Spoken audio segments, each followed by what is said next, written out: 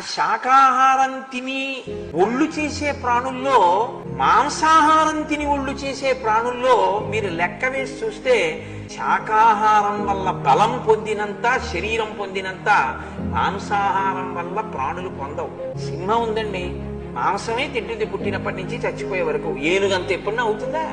ఎప్పుడు అవ్వదు. ఏనుగంత ఉన్నాడంటారు. ఏనుగు జీవితంలో ఎప్పుడూ ఓ గుడ్డు కూడా తింటారు. కానీ ఏనుగే అంతెత్తుంటుంది. శాకాహారం తిన్న ప్రాణి అంతెత్తుంటుంది. శాకాహారం తిన్న ప్రాణులు బుద్ధిబలంతో ఉంటాయి. మీకు అదో విచిత్రం. ఒక కుందేలు కానీ, ఒక ఏనుగు కానీ, ఒక లేడి కానీ, వీటికి లలిత కళల మీద కూడా వ్యామోహం ఉంటుంది. పాటలు అవి ఉంటాయి బాగా. అందుకే వేటగాడు పాట పాడితే జింకొస్తుంది.